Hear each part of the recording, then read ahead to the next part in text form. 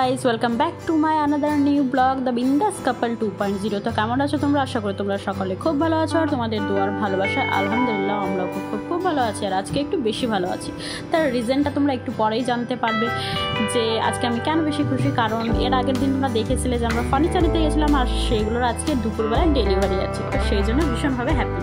এইখানটায় করছি ঝিঙে, ঢেঁড়স, আলু দিয়ে একটা সবজি। ফ্রিজের মধ্যে যত বাড়তি সবজিগুলো ছিল এক্সট্রা, তো সেইগুলো দিয়ে মিক্স ভেজ একটা সবজি বানিয়ে নিলাম আর খেতে পেটা না অসাধারণ হয়েছিল।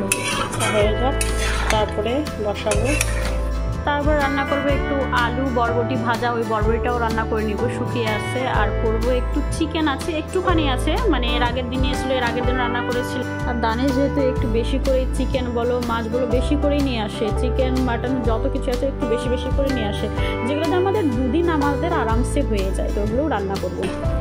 আর বরবটি ভাজা করবো আজকে, বরবটিটা দিয়ে রেখেছি, এখন বরবটিগুলো কেটে নিই, তারপরে বাকি রান্নাগুলো করছি আস্তে আস্তে।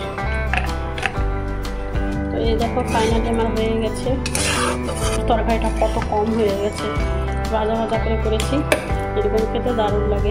এটাতে কালো জিরে আর একটু জিরে ফোড়ন দিয়ে করেছিলাম, কাঁচা লঙ্কা দিয়ে, আর পেঁয়াজ এমনি কুচি করে কেটে দিয়েছিলাম। এরকম খেতে না খুব ভালো লাগে। এরকম হয়ে গেছে তরকারিটা, এখন করবো আমি। আলু সেদ্ধ হয়ে গেছে, ভাজা হয়ে গেছে, এখন যে করবো বরবটি ভাজাটার জন্য আমি দিয়েছি পাঁচফোড়ন, কাঁচা লঙ্কা, পেঁয়াজ কুচি আর লবণ হলুদ, একটু চাইলে তোমরা জিরেগুলো দিতেই পারো। আলু বরবটি ভাজা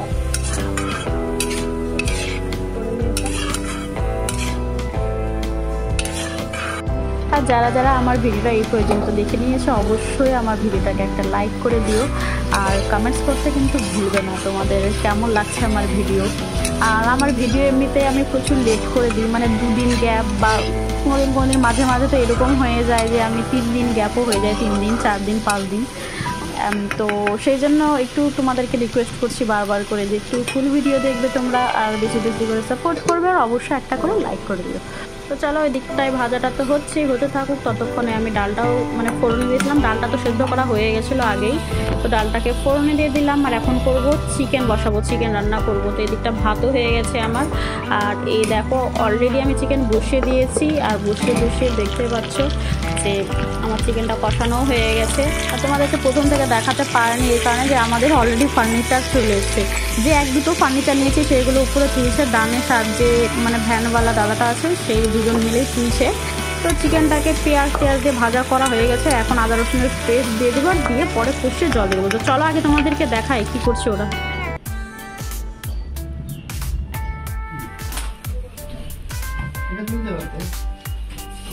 না আগে দেখে নিচ্ছি আমরা যে ঠিকঠাক হচ্ছে কিনা, মাপটা দেখে আমরা পরে তুলে নিব এগুলো। কিন্তু 5 ইঞ্চি আছে কিনা আমি ওটাই খালি ভাবছি। আছে হ্যাঁ, এটা 5 ইঞ্চি বলে, ঠিক আছে, একটু কম থাকে সব বলে। সো গাইস এই হচ্ছে একটা ফার্স্ট জিনিস যেটা আমরা নিলাম।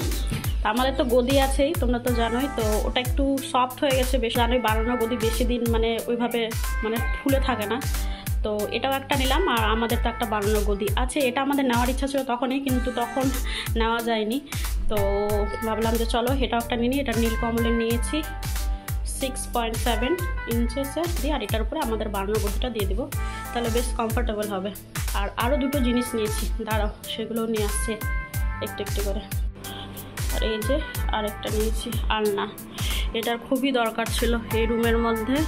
এই রুমের মধ্যে আমরা শুধু কাপড় চোপড়ে রাখি আর বাসনপত্র যা আছে এখানটায় প্যাকড আছে, তো এই রুমের জন্য একটা আলনার খুবই দরকার ছিল, তো এটা একটা স্টিলের আলনা নিয়েছি কাপড় চোপড় রাখার জন্য। কেমন হয়েছে আলনাটা তোমরা অবশ্যই কিন্তু কমেন্টস করে জানি, আর কত প্রাইস সেটাও তোমরা গেস করতে পারো, কমেন্টস করো। আর এই দেখো এটা হচ্ছে সব থেকে আমার প্রিয় জিনিস, এই জিনিসটার জন্য বেশি করে ফার্নিচারের দোকানে যাওয়া। তো এটা আমাদের ভীষণভাবে প্রয়োজন ছিল আমাদের কিচেনে, মানে যেগুলো আমি রেগুলার ইউজ করি সেগুলো অনেক জিনিসপত্র আমার বাইরে থেকে যায়, যেহেতু আমার এখানটা একটাই স্ল্যাব কিচেনের, তো সেই জন্য আমার না জিনিসপত্র রাখতে একটু প্রবলেম হয়। তো এই জিনিসটার আমার ভীষণভাবে দরকার। এটা এমনভাবে নিয়েছি যেটা পরবর্তীকালে আমরা ছোট্ট একটা আলমারি হিসেবে এটাকে ইউজ করতে পারবো, উপরে ডয়ার আছে। তো এখন আমরা আপাতত কিচেনের কাজেই ইউটিলাইজ করব, পরবর্তীকালে অ্যাজ এ আলমারি হিসেবে। তো কেমন হয়েছে আমার এই ছোট্ট আলমারিটা অবশ্যই তোমরা কমেন্টস করে জানিও। Good evening guys. তো এই দেখো একদম সন্ধ্যাবেলা তোমাদের সামনে এসে হাজির হলাম। আর এখনও গেছিলো একটু দুধ নিতে, কারণ চাটা বানাবো বলে, আর একটু মুড়ি নিতে বলেছিলাম ওকে। তো মুড়ি 1 প্যাকেট নিয়ে আসতে বলেছে, ও 2 প্যাকেট নিয়ে চলে এসছে।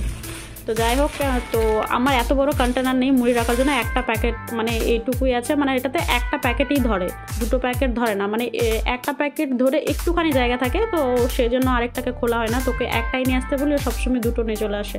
তো যাই হোক নিয়ে চলে এসে, এখন আর কোনো কিছু করার নেই, ওটা রেখে দিব।